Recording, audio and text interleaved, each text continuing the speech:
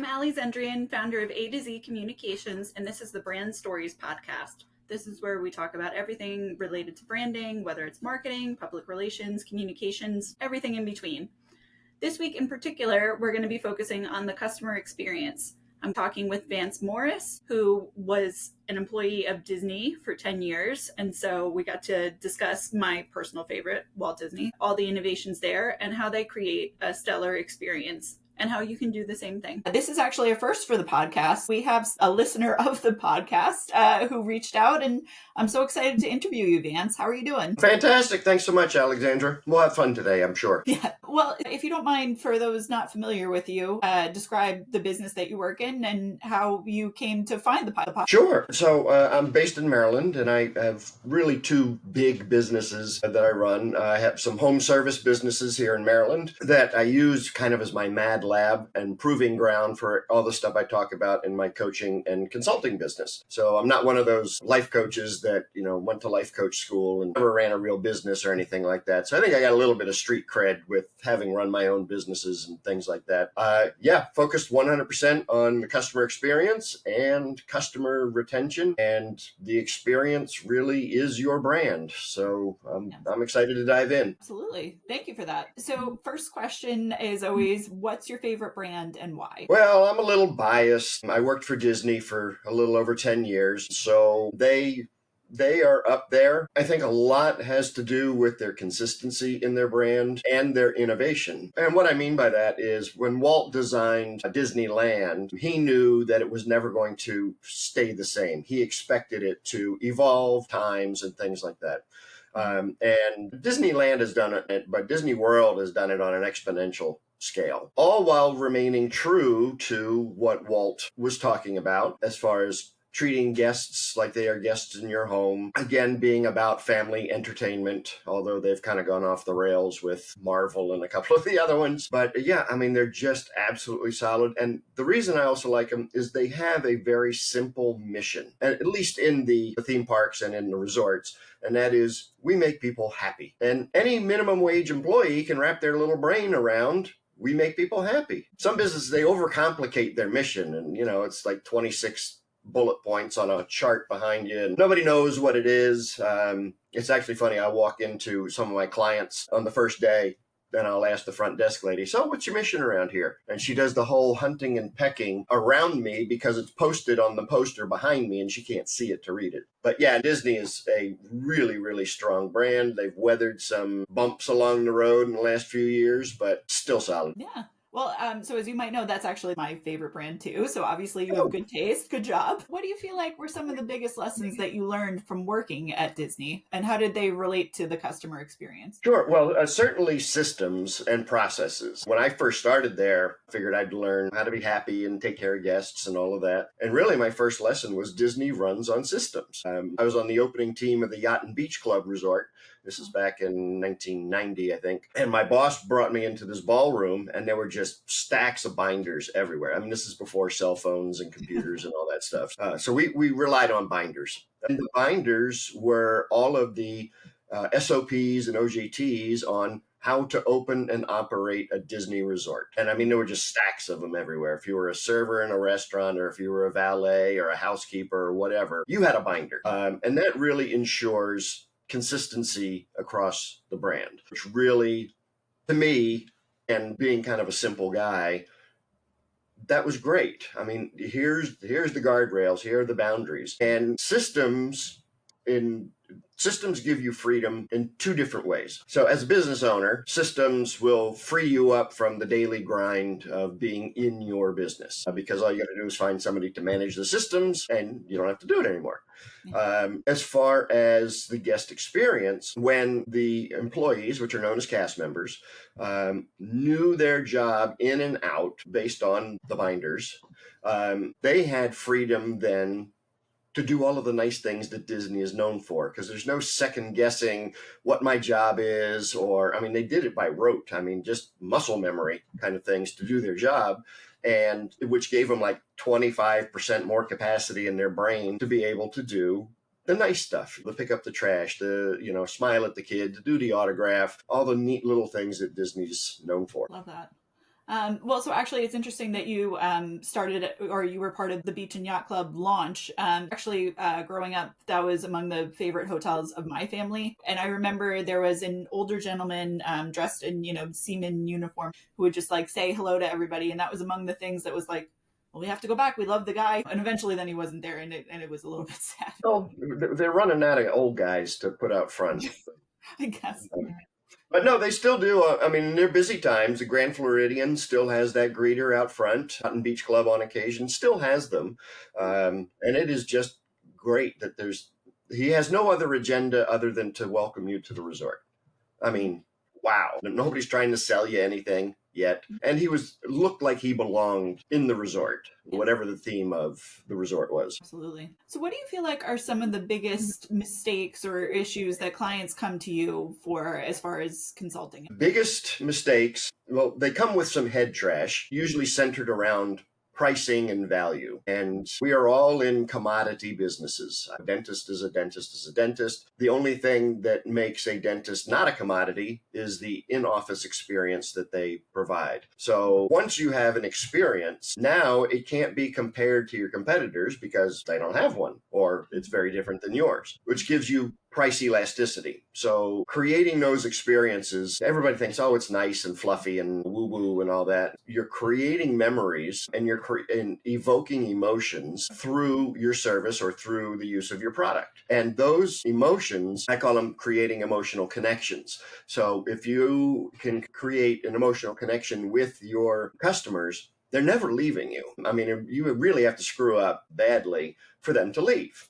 Well, they probably die or move away or something, but they're still, you got to create that. And I call it moment zero. It's that initial first impression, just like you with the guy at the Yacht and Beach Club being out front. It just evoked an emotion and you're hooked. And businesses have to behave that way, because if you don't hook them with an emotion within the first nanosecond, the possibility of them going somewhere else is tremendous. How do you get people out of that?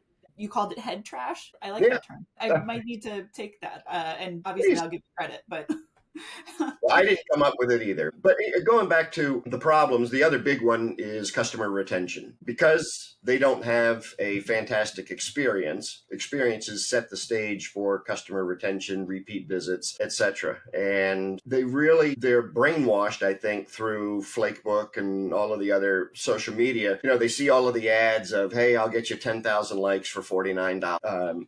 Everybody puts their focus on getting a new client, which is difficult and expensive. Like in my carpet cleaning business, I can tell you for July, it cost me $126 to get a new customer in the front door. That's Google pay-per-click ad, the guy answering my phone, that kind of stuff. $26. Only cost me $22 a year to market to each one of my customers. So when I clean for one of my existing customers, I'm already $100 richer because I didn't have to go out and get them again. And I think that a lot of business owners feel that if they're not getting new all the time, that they're doing something wrong. And there's not a lot of, or none that I can find even, a lot of agencies out there that are focusing on customer retention, because it's not sexy, but it is extremely profitable. And I mean, now you do need new, don't get me wrong. I think the mix should be 80% existing, 20% new. It's essentially Disney's ratio. If you went to the park today, 80% of the people in the park have been there before, and only 20% are new. To me, that's a good ratio for strong growth, for profitable growth, and you're not flushing money down the toilet on on lead generation and that kind of stuff. got it. So as far as creating that initial experience or, that feeling with your new client at that point, so how do you explain to someone how they create that or what that is? Because I can imagine some of that is based on, your own personality and your experience, but some of that I'm sure you could also sort of tweak and get to that place where you want it to be. Sure. I mean, when I start working with a client, we do a huge brainstorming session. And the first thing we do is we map out the customer journey. So what's the first point of contact we have with the customer, and all of the other points of contact all the way to the end of the service or the end of the product use. and then into retention. And once we have that mapped out, then we look at, okay, which one of these contact points needs the most work or will give us the most bang for our buck, which will really just turn things around completely for the company. And so that's where we'll pick one. So we prioritize it. Then Walt Disney had a word for process improvement. It's called plussing. So he always wanted to plus the show. So when we're looking at this contact point, we're like, okay, how do we make that better, right? And it doesn't happen overnight. It's just iteration after iteration after iteration. A quick example would be, so I've written a couple of books, and when people ordered the book through me, I used to just put it in a cardboard box and send it out, just like Amazon. And then I thought to myself, well, Vance, you're the experience guy. You should probably make an experience out of this. Fine. So I created a custom box for the book. Nice printed stuff on the inside and really nicely done. And then I'm like, well, probably needs a bookmark. Great. So I got a beta bookmark, put that in there. It's got a little QR code on it. Oh, the bookmark needs a tassel. Fine. I've got a little hole. Now I got a tassel in it. Oh, well, it's kind of a workbook. I should include a pen. Okay. So now there's a pen in there. They've bought something. I should probably send a thank you letter. So shove a thank you letter in there. And then the last iteration was, I'm sending them all this stuff. I might as well put a sales letter in there and try and get some money out of these people. That process for me took like 18 months of constantly looking at different ways to plus my book delivery. And that's the same thing I use with my consulting clients is how do we take this and make it better? Great. We make it better. We will revisit it in 3 months. Great. How do we make it better again and again and again? And it's just, once you get that flywheel moving, people get into the groove of it. And it really is life-changing is probably not the word, but business-changing, it certainly is. Absolutely. So do you think, is that the rate that someone should be looking at plussing themselves is 3 months or is it 6 months? Is it a year? Does it depend on businesses? I think it certainly matters on where you are in your business. I mean, if you're a complete train wreck, you're going to be plussing for the next 5 years. What I always recommend is you have a process improvement team, and they get together once a month. No more, no less. And they will look at a couple of the SOPs or OJTs, whatever you want to call them, and say, okay, 1, are these working the way we want them to work? And 2, can we make them better? And 3, do we really want to mess with this? And maybe there's something else if we've fiddled with it would have a greater impact on the business. So I would say having a team, and if you're a solopreneur and you don't have a team, I'd say at least once a month, set an hour aside and say, okay, how can I deliver my service better? And then you just come up with a new iteration. I don't think there's any set time frame. I'll tell you, I have, my coaching program, I've had people in there over 4.5 years now that haven't left. And so either I'm doing something right or they just like me. It's the experience, apparently. It is. So what would you say to the person who might think to themselves, look, I'm making a widget. What's the experience around doing something that seems mundane and trite? How do you create an experience out of something that might not feel like it's an experience? Well, certainly you have the human element because you got to sell your widget. So maybe the widget's not the experience. Maybe the salesperson is the experience. Maybe the customer service support is the experience. Certainly the quality of the product can be the experience. How do you deliver that product? Again, going back to my book idea, like I've got a client who builds industrial pumps. They're big pumps. And what he does is when they go out and install one of these new pumps, they actually have a little party in a box and they will bust it out with the client, maybe the purchasing manager, the engineer, and like 6 of them will sit around this little party in a box and celebrate the fact that they got a new pump installed. And if the salesperson's not there, they'll mail them the box so that, hey, congratulations on your new pump. Here's some cupcakes and sodas and whatnot to celebrate and balloons. Celebrate your new pump. It's a pump. Who celebrates a pump? Right? But, he has at least 15 or 16 competitors that I know of, and not one of them is sending a little box of fun when they install a pump. I think it's thinking around and outside of the box, so to speak, on how to just make more of an impression. You want to be memorable. And, and when you're looking at retention, it's not the customer's job to remember you. It's your job to remind the customer why you exist. And so when you create the experiences, you're tellable, you've got some tremendous word of mouth marketing. And then that leads into the customer retention part, where, we put systems in place to make sure that we have them coming back again and again and again. But yeah, it's it's paramount that you find something. I don't want to call it a shtick because that's kind of minimizing it.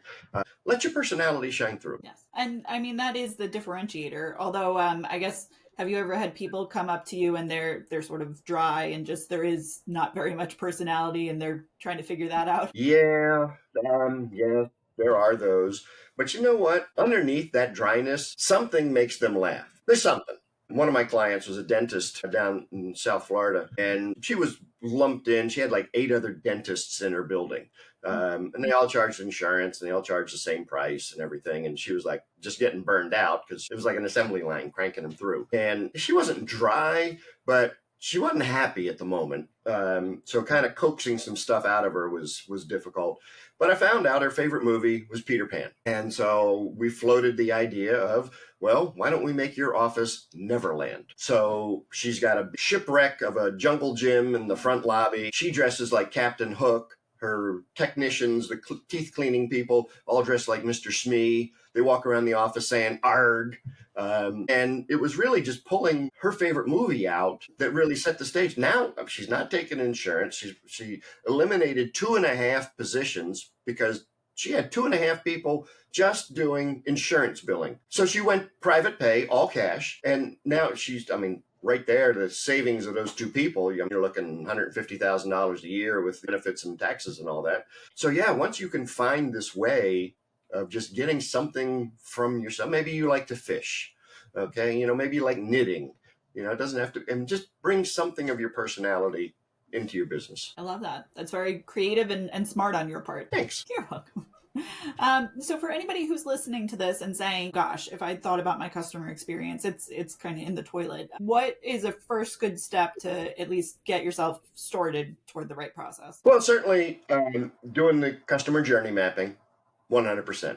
And once you do that, you'll start to see where your customers are falling through the holes or where the gaps in your service are. I don't think anybody who's in business can completely be in the toilet, otherwise they would be out of business. And so everybody just needs a little pick me up. And so, yeah, customer journey mapping, and then just finding that one thing, 2 things that are going to really make a big change. Like I said, either financially or operationally, or is going to get people to go viral on a social media post or something. That's definitely the direction I would go. Well, thank you so much for doing this, and thank you for finding and listening to the podcast. That was a joy to experience.